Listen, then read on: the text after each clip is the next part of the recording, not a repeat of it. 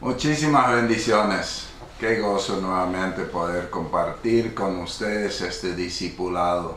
Yo les invito a ponerse cómodos y a disfrutar, y que realmente esta palabra también sea de bendición para tu casa y para muchos otros. Así que si esta palabra les es de bendición, compártanlo con otros. Vamos a orar antes de entrar en la lección. Señor, yo te doy gracias por tu amor. Te doy gracias, Señor, y yo te pido que verdaderamente podamos entender tu sueño para la iglesia y nos podamos apropiar de lo que tú has deseado para tu iglesia. Que podamos nosotros, cada uno, ser parte de la preparación de la novia de Cristo, Señor. Eso te pido en el nombre de Jesús. Háblanos, Espíritu Santo. Amén. Hoy, en este material, la iglesia que Jesús soñó, estamos en la lección 10, dedicados a la palabra y a la oración. Dedicados a la palabra y a la oración. Hay un problema muchas veces cuando un ministerio crece, que el trabajo aumenta y a nosotros como seres humanos nos es difícil delegar ciertas tareas. Entonces a veces las mismas personas, queriendo hacer todas las cosas, descuidan lo más importante, que es la comunión con Dios. O sea, sería como que hay demasiado trabajo, y como que hay mucho trabajo, ya no paso por el surtidor a cargar mi vehículo, porque paso de largo porque voy a perder el tiempo en el surtidor. Eso es lo que nos pasa como seres humanos muchas veces. Y si tú pasas de largo por el surtidor porque tienes larga distancia que hacer y muchas horas que manejar, te vas a quedar sin combustible. Y esa es la cruda realidad de muchos cristianos que con amor sirven a Dios, pero descuidan su comunión con Dios. Gracias a Dios que los primeros discípulos nos dieron un ejemplo cómo hacer las cosas. Empezando con nuestro ejemplo perfecto, Jesús, vemos que para tener éxito en el trabajo del reino de Dios, hay que estar conectados completamente por la palabra y la oración. Si nos llenamos de Dios, eso va a fluir para bendición de otros. De lo contrario, no tendremos nada que dar. Jesús no hacía nada de sí mismo. Había una total dependencia del Padre. El éxito de Moisés no se basó en su talento, sino en su dependencia de Dios y su palabra. Él nunca descuidó su comunión con Dios. Qué tremendo. Acá tenemos dos ejemplos maravillosos. Las dos personas más ocupadas que ha tenido esta tierra. Los dos se basaron su éxito en su comunión con Dios. Moisés, mientras lo hizo en sus fuerzas, fracasó. Cuando aprendió a depender totalmente de Dios y solo hacer lo que Dios le mandaba hacer, siempre tuvo éxito. Y Jesús toda su vida hizo solamente lo que el Señor le indicó lo que debía hacer. Él es nuestro ejemplo. Entonces, para tener éxito en el ministerio, para tener éxito en la familia, para tener éxito como hijo de Dios, necesitamos aprender a depender el 100% de nuestro Dios. De Josué, la Biblia dice que él no salía de la tienda del encuentro con Dios. En Éxodo 33:10 dice: cuando los israelitas veían que la columna de nube se detenía a la entrada de la tienda de reunión, todos ellos se inclinaban a la entrada de su carpa y adoraban. El Señor al Señor. Y hablaba el Señor con Moisés cara a cara, como quien habla con un amigo. Después de eso, Moisés regresaba al campamento, pero Josué, su joven asistente, nunca se apartaba de la tienda de reunión. Eso es maravilloso. Qué maravilloso. Acá vemos los dos líderes que tuvieron tanto éxito. Cuando la presencia de Dios descendía, Moisés entraba en la tienda, hablaba con Dios cara a cara, recibía instrucciones y salía y obedecía. El líder que se estaba preparando para el futuro, Josué, él no tuvo esas obligaciones, él permaneció ahí para ser capacitado por la presencia de Dios. Ese principio necesitamos entender. En el reino de Dios no se necesita de que tengamos todas las capacidades naturales. Lo primero que necesitamos es obediencia, es su presencia, es saber escuchar y obedecer su voz. Ahí Dios nos capacita. Ahí Dios nos da todo lo que necesitamos para ser exitosos en la vida. Este es un principio de bendición. Este es un principio de cielos abiertos. El secreto es estar realmente conectado con Dios. Sin esa conexión no se puede llevar adelante la obra de Dios. Necesitamos estar realmente conectados. Muchas veces empieza un gran mover de Dios, pero termina en activismo, porque los líderes dejan la comunión con Dios por actividades y estrategias de hombres. Eso yo he visto en tantos ministerios, que empezaron con un mover tremendo de Dios. Y cuando fueron creciendo, fueron tan absorbidos por las actividades, tan absorbidos por las muchas cosas buenas que hacían falta hacer, y descuidaron la comunión con Dios, y todo terminó. Quedó solo actividades sin su presencia. ¡Qué tristeza!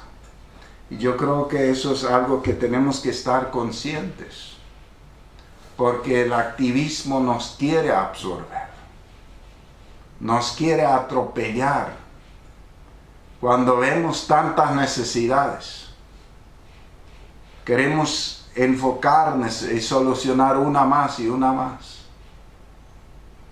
Por eso me impacta tanto que en todo este tiempo y guiando 1 millón de personas por un desierto, él siempre tuvo ese tiempo de estar a solas con Dios y recibir instrucciones de Dios. Eso es lo que necesitamos hacer. Es tan triste cuando un ministerio empieza tan grande y termina en la nada. Termina, vos ves con toda claridad que ya son todos movimientos de hombres y ya no es la presencia de Dios.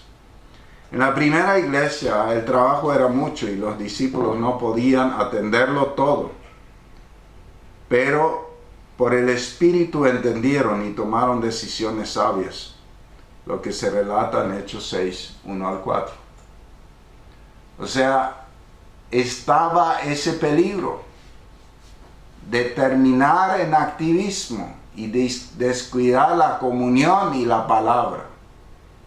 O sea, yo creo que si ahí donde nació la iglesia hubo ese peligro, ¿cuánto más hoy día?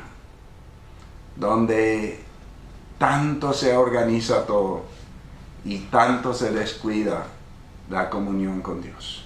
Dice, en aquellos días, al aumentar el número de discípulos, se quejaban los judíos que había griegos que hablaban griego contra los que hablaban arameo, de que sus viudas eran desatendidas en la distribución diaria de los alimentos. Así que los 12 se reunieron a toda la comunidad de discípulos y les dijeron: no está bien que nosotros los apóstoles descuidemos el ministerio de la palabra de Dios para servir las mesas. Hermanos, escojan de entre ustedes a 7 hombres de buena reputación, llenos del Espíritu Santo y sabiduría, para encargarles esta responsabilidad. Así nosotros nos dedicaremos de lleno a la oración y al ministerio de la palabra. Qué decisión sabia. Una vez más intervino el Espíritu Santo, porque la necesidad estaba por apagar el fuego del Espíritu. Era importante, el reclamo era importante. Imagínense, la iglesia creció a 3,000, creció a 5,000 y seguía creciendo. Entonces ya se hacía difícil sostener todo esto. Y los discípulos ya no daban abasto. Entonces, como que vinieron ya reclamos, en vez de discutir y en vez de decir que no eran justificados los reclamos, dijeron: bueno, probablemente no estamos pudiendo hacer todo y no está bien que descuidemos la palabra y la oración. Así que designemos a 7 personas, no cualquiera, personas llenas del Espíritu Santo para esa tarea. Qué maravilloso. Yo creo que acá se describe lo que Dios quiere, la forma como organizarnos. Dediquémonos a lo que Dios nos llamó a hacer. Y pongamos a personas idóneas, llenas del Espíritu Santo, para lo que haga falta hacer. Uno de los pastores más reconocidos en este tiempo reconoce que cuanto más crecimiento hay, más tiempo de oración y menos actividades, más tiempo para el Señor. O sea, ¿cuán importante es eso? Cuando entendemos eso, el fuego en la iglesia no se va a ir. Pero cuando descuidamos la presencia de Dios, vamos a terminar en activismo muerto. El hacer muchas cosas buenas y descuidar el tiempo de oración y de la palabra es un peligro que mata muchos ministerios. La iglesia solo tiene vida si está conectada a la cabeza, que es Cristo, y lo hace todo en comunión con el Espíritu Santo. O sea, eso necesitamos entender. Tenemos que dejar de hacer muchas cosas, delegarlas a personas idóneas y dedicarnos a la oración y a su palabra más tiempo. Esa es la clave que aprendemos. Y esas personas sí tienen que ser personas llenas del Espíritu Santo. Tenemos que entender que los problemas de las personas se resuelven en el cielo y no alcanzan todos los esfuerzos del hombre. Muchas veces pensamos que nosotros tenemos que ayudar a alguien. Nos llama urgente, nos presiona: necesito hablar contigo. Pero lo que tenemos que entender nosotros como líderes, que no somos nosotros los que vamos a resolver los problemas.